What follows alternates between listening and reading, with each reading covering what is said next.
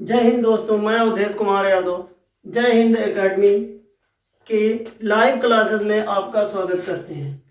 हम आज पढ़ाएंगे केमिस्ट्री के हाइलो एल्केन और हाइलो एरीन के पार्ट 2 को। अब तक हमने पढ़ लिया है एल्किल हाइलाइड। अब इसमें हम पढ़ेंगे एल्किल हाइलाइड का सामान्य सूत्र। एल्किल हाइलाइड का सामान्य सूत्र। दोस्तों, एल्किल हाइलाइड का सामान्य सूत्र होता है RX या CnH2n + 1x। n कार्बन की संख्या। अब ध्यान देना है कि R एल्किल मीन्स R और X मीन्स होता है हाइलो या हाइलाइड। R के स्थान पर हम रख सकते हैं CH3 methyl, C2H5 ethyl, C3H7 propyl, या फिर इसे लिख सकते हैं CH3 CH2 CH2। X के स्थान पर हम रख सकते हैं क्लोरीन, ब्रोमीन और आयोडीन। अब सूत्र होता है RX, R और X। R के स्थान पर यदि हम रखेंगे मेथिल CH3 और X के स्थान पर रखेंगे Cl, तो ये हो जाएगा मेथिल क्लोराइड। यदि हम R के स्थान पर रखते हैं एथिल C2H5 और X के स्थान पर चाहे हम रखते हैं Br, Cl या I, यदि हम I रख देंगे तो ये हो जाएगा एथिल आयोडाइड।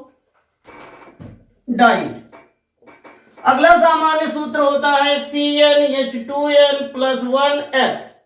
इससे हम ज्ञात कर सकते हैं, यदि हमें कार्बन की संख्या ज्ञात हो जाए तो हम हाइड्रोजन की संख्या ज्ञात कर सकते हैं। जैसे यदि हम रखते हैं कार्बन की संख्या 1 है, कार्बन की संख्या कितने रखे हैं 1, तो हाइड्रोजन H क्या है सूत्र 2 गुणे n का मतलब होता है कार्बन की संख्या। यहां कार्बन की संख्या 1 है तो 1 + 1 और x, तो ये हो गया CH 2 × 2 + 1 और x के स्थान पर हम चाहे क्लोरीन रख दे, ब्रोमीन रख दे या आयोडीन, C213H3 और Cl, ये हो गया मेथिल क्लोराइड।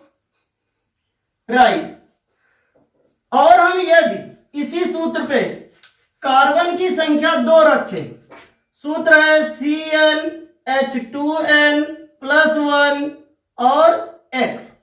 कार्बन की संख्या 2 रखते हैं तो 2H 2 गुणे, अब n मतलब होता है कार्बन की संख्या। कार्बन की संख्या यहां हम कितना रखे हैं 2 + 1 और x, तो ये हो गया C2 2 2 2 2 दूनी 4 + 1 5 और x के स्थान पर रख दें Br, तो ये हो गया एथिल ब्रोमाइड।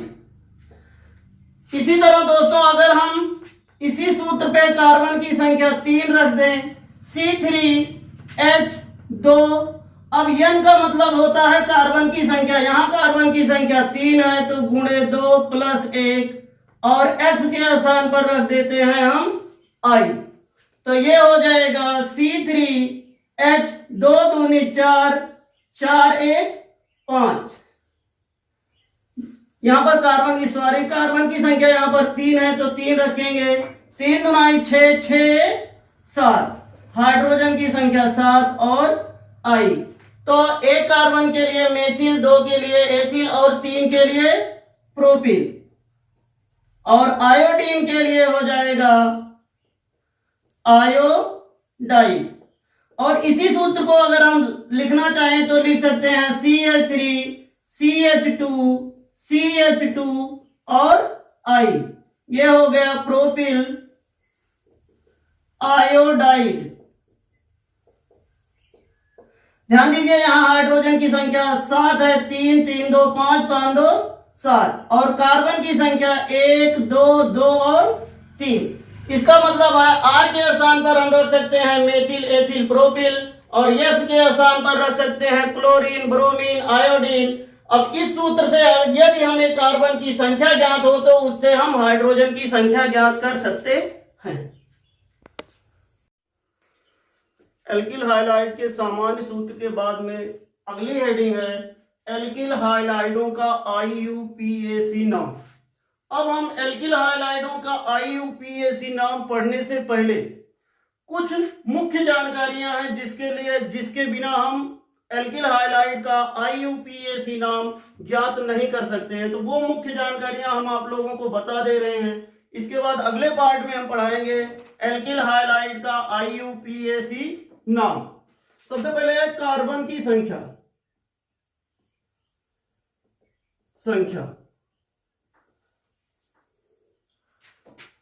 जनक हाइड्रो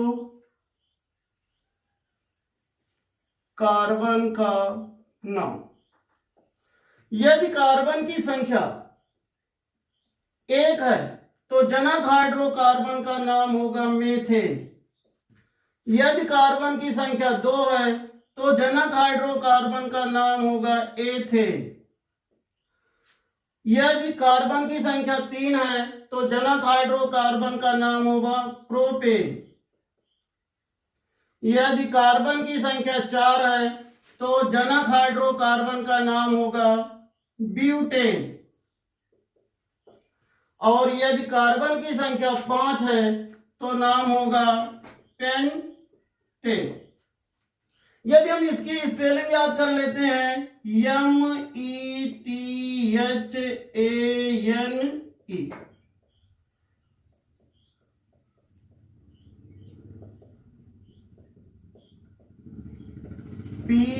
PROPANE,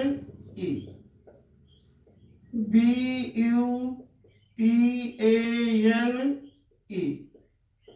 PENTANE।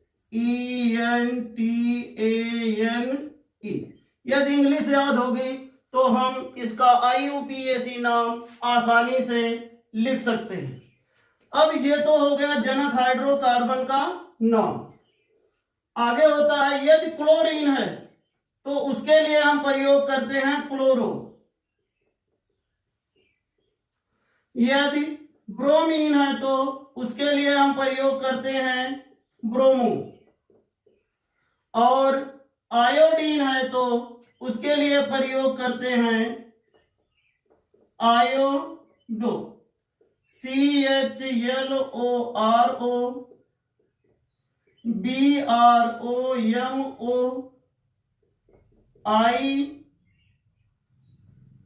IODO आइडो।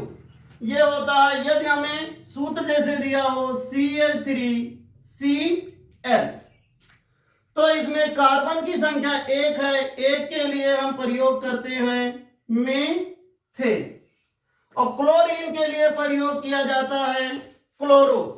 अब क्लोरो जो होता है वो जनक हाइड्रोकार्बन के नाम के पहले पूर्व लग्न के रूप में लिखा जाता है। तो ये हो गया क्लोरो मेथेन। यदि है C2H5Br तो ये हो जाएगा कार्बन की संख्या 2 है, 2 के लिए प्रयोग होता है एथेन। अब Br के लिए पूर्व लग्न के रूप में प्रयोग होता है ब्रोमो।